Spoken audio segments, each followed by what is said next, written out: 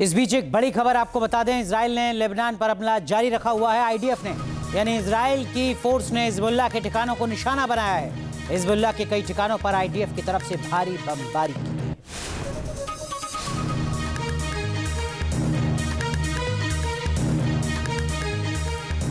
तो फारस की खाड़ी में जिस तरह के हालात बन रहे हैं वो साफ इशारा कर रहे हैं कि जंग का काउंटडाउन शुरू हो चुका है। ईरान को घेरने के लिए अमेरिका ने अभूतपूर्व सैन्य तैनाती कर दी। USS Abraham Lincoln, USS George S W. Bush ने अरब सागर में डेरा डाल दिया है। घातक मिसाइलों से कोऑर्डिनेट सेट कर दिए गए।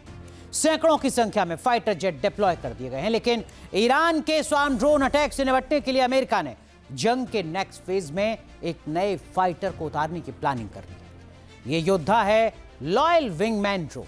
अपने नाम की तरह लॉयल यानी भरोसेमंद, एक ऐसा फाइटर जो खतरनाक अमेरिकी लड़ाकू जेट के साथ कंधे से कंधा मिलाकर जंग लड़ने में सक्षम है। साथ ही दुनिया के सबसे एडवांस्ड फाइटर जेट से दो हाथ करने से भी पीछे नहीं रहने वाला। अमेरिकी मीडिया के मुताबिक अमेरिकी वायुसेना और मरीन कॉर्प्स को 1000 लॉयल विंगमैन ड्रोन दिए जाने का फैसला किया गया है। यह खास ड्रोन रॉकेट की मदद से मोबाइल व्हीकल से लॉन्च किया जाता है। इसके बेसिक मॉडल को लॉन्च होने के लिए रनवे की जरूरत नहीं होती। मिशन पूरा होने के बाद यह पैराशूट या एयरबैग की मदद से लैंड हो सकता है। वजन में 3 टन का होने के बावजूद यह अटैक और सर्विलांस दोनों में सक्षम है। 0.72 मैक की क्रूजिंग स्पीड से उड़ान भरने के बाद यह सबसोनिक रफ्तार हासिल कर लेता है। यह ड्रोन 45,000 फीट की ऊंचाई तक उड़ान भर सकता है। इसकी रेंज कमाल की है। अमेरिकी मीडिया का दावा है कि लॉयल विंगमैन अपनी उड़ान में 3000 मील की दूरी तय कर सकता है। 3000 मील। दुश्मन के रडार की पकड़ से बचने के लिए इसे एक विशेष स्टील्थ डिजाइन दिया गया है।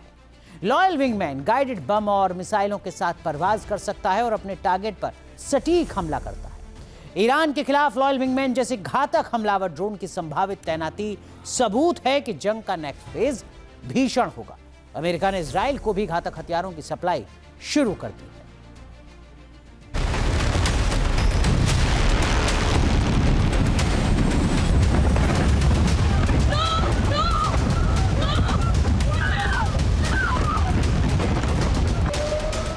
ईरान पर अमेरिकी हमले का सेकेंड फेज कभी भी शुरू हो सकता है।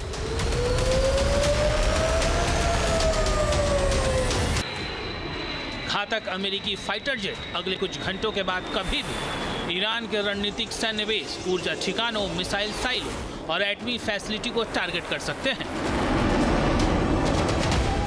ईरान पर युद्ध का अगला फेज 40 दिनों की जंग से ज्यादा भीषण होने की आशंका है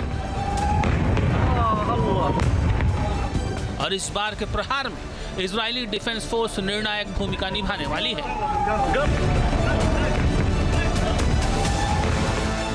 इजरायली मीडिया के मुताबिक ईरान पर किसी भी संभावित हमले को लेकर पीएम नेतन्याहू और राष्ट्रपति ट्रंप लगातार संपर्क में हैं।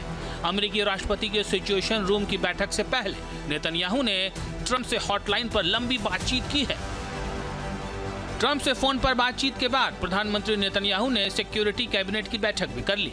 तो साफ है कि मिशन ईरान के लिए आईडीएफ पूरी तरह से अलर्ट मोड में है। ईरान ने वक्त गंवाया, अब बुरा वक्त आया। नए टारगेट की लिस्ट तैयार, अब भयंकर प्रहार। 40 दिन बाद ईरान पर इजराइल करेगा बारूदी बरसात। ईरान का टाइम खत्म, यहूदी देश बरसाएगा बम। ईरान पर नेक्स्ट फेज के अटैक के दौरान इजराइल अमेरिका के साथ कंधे से कंधा मिलाकर साथ देगा। अमेरिकी राष्ट्रपति ने इसकी पूरी तैयारी कर ली है। इजराइल को घातक हथियारों से लैस कर दिया है। अमेरिकी मीडिया के मुताबिक पिछले 24 घंटे में लगभग 15 अमेरिकी मिलिट्री कार्गो एयरक्राफ्ट ने इजराइल समेत मिडिल ईस्ट के कई देशों में हथियारों की खेप पहुंचा दी है। ईरान युद्ध में सीज फायर के बाद नेतन्याहू ने 2 टूक गए, उनका मकसद पूरा नहीं हुआ है। ईरान का न्यूक्लियर और मिसाइल प्रोग्राम अब भी यहूदी देश के लिए खतरा बना हुआ है।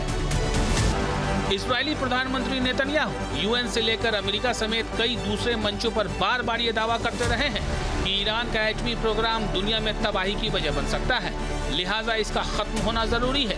ईरान के मिसाइल प्रोग्राम को भी यहूदी देश अपने लिए संकट मानता रहा है। नेतन्याहू ईरान के जिस एटमी और मिसाइल प्रोग्राम को दुनिया और खुद के लिए खतरा बताते आ रहे हैं, किसी भी कीमत पर ईरान के एटमी और मिसाइल प्रोग्राम को खत्म करने का दावा कर रहे हैं, वही मकसद लेकर अमेरिका ने भी ईरान पर हमला बोला था। ट्रंप जो चाहते हैं वही मकसद नेतन्याहू का भी है। अब जब इसकी संभावना ज्यादा दिख रही है कि अमेरिका युद्ध का अगला चरण कभी भी शुरू कर सकता है, इजराइल शिया देश में अपने अधूरे टारगेट और मकसद पूरा करने की रणनीति बनाने में जुट गया है। नेतन्याहू ईरान को सिर उठाने से पहले ही कुचल देना चाहते हैं और इसके लिए वो लंबे समय से तैयारी में भी जुटे हैं। न्यूयॉर्क टाइम्स की रिपोर्ट के मुताबिक इजराइल ने साल 2024 के आखिर में पश्चिमी इराक में अपना पहला सैन्य बेस बना लिया था। इसके बाद इजराइल ने वहां एक और खुफिया सैन्य अड्डा बना लिया। इन मिलिट्री बेस का मकसद ईरान के खिलाफ सैन्य ऑपरेशन अंजाम देना था।